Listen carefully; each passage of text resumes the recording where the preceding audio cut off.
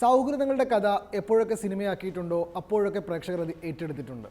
അതിലേക്ക് survival thriller കൂടി ചേർത്ത് കെട്ടുകയാണ് ചിദംബരം. ജാനമനിന് ശേഷം ചിദംബരം എത്തുന്നത് ഒരു നടന്ന സംഭവം സിനിമയാക്കാനാണ്. ഇന്ന് സംസാരിക്കാനുള്ളത് മഞ്ഞുമൽ ബോയ്സിനെ കുറിച്ചാണ്.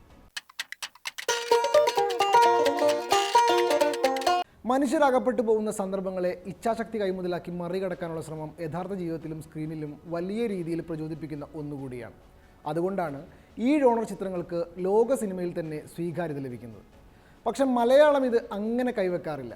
മാളൂട്ടി, ഹെലൻ, 2018, മലയം കുഞ്ഞ് എന്നിവയാണ് മലയാളത്തിൽ ശ്രദ്ധിക്കപ്പെട്ട സർവൈവൽ ത്രില്ലറുകൾ. അവിടെയാണ് പുതിയ കാലത്തിൻ്റെ സിനിമകളുടെ ഉടുപ്പണിഞ്ഞ് മഞ്ഞുമലിൻ്റെ വരവ്.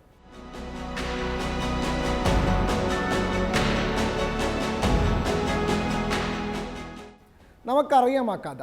ട്രെയിലറിൽ നിന്ന് എല്ലാം ഊഹിച്ചെടുക്കാം. എന്നിട്ടും സിനിമ പിടിച്ചിരുത്തുന്നുണ്ടെങ്കിൽ കൺമുന്നിൽ കാണുന്നത് യഥാർത്ഥത്തിൽ സംഭവിക്കുന്നതാണെന്ന് മനസ്സിന് തോന്നുന്നത് കൊണ്ടാണ്. അത് അങ്ങനെ മേക്ക് ചെയ്തെടുത്തത് കൊണ്ടാണ്. ശ്വാസം അടക്കി പിടിച്ച് മാത്രം പ്രേക്ഷകർക്ക് കണ്ടു തീർക്കുന്ന കാഴ്ചാനുഭവമായി മഞ്ഞുമൽ ബോയ്സ് മാറുന്നുണ്ട് എന്നതാണ് ആദ്യം പറയേണ്ടത്. കൊച്ചിയിലെ മഞ്ഞുമലിലുള്ള ഒരു സംഘം കൊടൈക്കനാലിലേക്ക് ടൂർ പോകുന്നതും അവർ അകപ്പെടുന്ന ഒരു പ്രശ്നവുമാണ് സിനിമ പറയുന്നത്. പറയുമ്പോൾ എളുപ്പത്തിൽ പറഞ്ഞു പോകാവുന്ന ഒന്നിനെ ചിദംബരം എന്ത് ഭംഗിയാണ് എടുത്തു വച്ചിരിക്കുന്നതെന്ന് സിനിമ കാണുമ്പോൾ മനസ്സിലാവും. കഥയുടെ തുടക്കത്തിൽ തന്നെ ടൂർ പോകുന്ന ആ സംഘത്തിലെ ഓരോരുത്തരുടെയും സ്വഭാവം കാണിക്കുന്നതിൽ തുടങ്ങുന്നുണ്ട് ചിദംബരത്തിൻ്റെ ആ മിടുക്ക്. പതുക്കെ പ്രേക്ഷകരെ കഥയിലേക്ക് ഇറക്കി അവരോടൊപ്പം ആ സംഘത്തിലെ ഒരാളാക്കാനായിരുന്നു സംവിധായകൻ്റെ നീക്കം.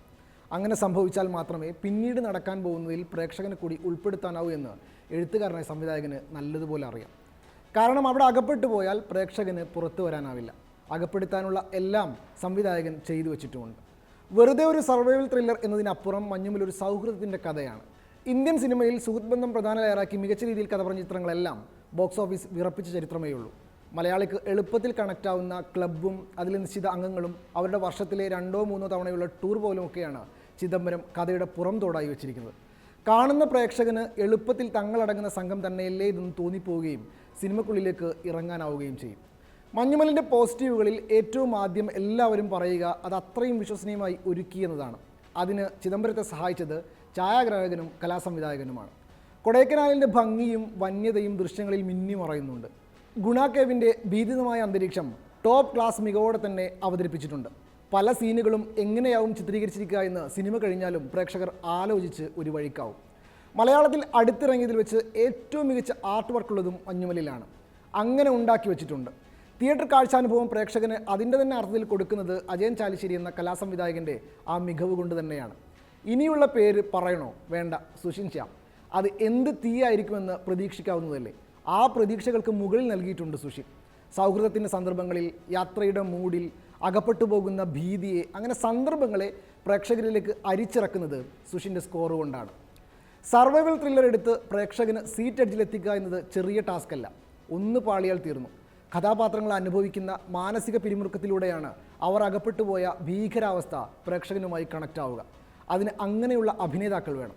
ചിദംബരം അനിയൻ ഗണപതിയെ കാസ്റ്റിംഗ് ഡയറക്ടറായി വെച്ചതിൻ്റെ ഗുട്ടൻസ് സിനിമ കാണുമ്പോൾ മനസ്സിലാവും. അങ്ങനെ തകർത്തിട്ടുണ്ട് അവരിൽ ഓരോരുത്തരും. ഇത്രയേറെ കഥാപാത്രങ്ങൾ, എല്ലാവർക്കും ഡയലോഗുകൾ, വ്യത്യസ്ത സ്വഭാവ സവിശേഷതകളുള്ളവർ. അവർ കഥാപാത്രമായി മാറിയിട്ടുണ്ട് യഥാർത്ഥത്തിൽ. ലൊക്കേഷനിൽ അവർ ഉണ്ടാക്കിയ ഫൺ മൂഡ് അതുപോലെ സിനിമയിലേക്ക് ആവാഹിച്ചിട്ടുണ്ട്. പേടിക്കുന്ന, നിലവിളിക്കുന്ന, ഭയം നിഴലിക്കുന്ന മുഖങ്ങളുമായി അവർ പ്രേക്ഷകനെ കൂടെ കൂട്ടുന്നതിൽ വിജയിച്ചിട്ടുണ്ട്. ചിദംബരം ഒരു ഇൻ്റർവ്യൂവിൽ പറഞ്ഞതുപോലെ പിള്ളേർ മത്സരിച്ച് അഭിനയിച്ചിട്ടുണ്ട്. അതിൽ തന്നെ ഖാലിദ് റഹ്മാൻ്റെയും ലാൽ ജൂനിയറിൻ്റെയും സലീകുമാറിൻ്റെ മകൻ്റെയും പ്രകടനം ശരിക്കും ഞെട്ടിക്കുന്നതാണ്. ക്ലൈമാക്സിലെ ഓടിപ്പോകുന്ന സീനുകളാണ് സിനിമയ്ക്ക് ചേരാത്ത പോലെ എനിക്ക് തോന്നിയത്. അതിന് മുൻപേ അവസാനിപ്പിച്ചെങ്കിൽ എന്ന് തോന്നിയിരുന്നു. കാണുന്ന പ്രേക്ഷകനെ കൂടി കൂളാക്കാനായിരിക്കണം ആ സീനുകൾ ഉൾപ്പെടുത്തിയത്. വെറും ഒരു സൗഹൃദ കാഴ്ച മാത്രമല്ല മഞ്ഞുമൽ ബോയ്സ്. പ്രതിസന്ധികളിൽ പതറാതെയും തോൽക്കാൻ മനസ്സില്ലാതെയും മുന്നോട്ട് പോകുന്ന മനുഷ്യരുടെ മനോവീര്യത്തിൻ്റെ കൂടി കഥ പറയുന്നുണ്ട് ചിത്രം. മലയാള സിനിമ മാറ്റത്തിൻ്റെ ഗിയർ ചേഞ്ച് ചെയ്തിട്ടുണ്ട്. മേക്കിങ്ങിലും കഥ പറച്ചിലിലും അത് കാണാനാവുന്നുമുണ്ട്.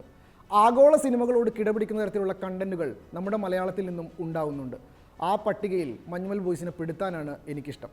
തിയേറ്റർ കാഴ്ച ആവശ്യപ്പെടുന്ന കഥാപരമായും അഭിനേതാക്കളുടെ പ്രകടനം കൊണ്ടും സാങ്കേതിക മികവ് കൊണ്ടുമെല്ലാം മികവ് പുലർത്തുന്ന ചിത്രമാണ് മഞ്ഞുമൽ ബോയ്സ്. കൺമണി അൻപോട് കാതലെ എന്ന പാട്ടിന് ഇത്രയേറെ ഭംഗിയുണ്ടായിരുന്നോ എന്ന് തോന്നിയത് ഈ സിനിമ കണ്ടപ്പോഴാണ്. അപ്പോൾ ഇത്രയുമൊക്കെയാണ് ഈ സിനിമയെക്കുറിച്ച് പറയാനുള്ളത്. ചിത്രം കണ്ടവർ അഭിപ്രായങ്ങൾ കമൻറ്റുകളായി രേഖപ്പെടുത്തും.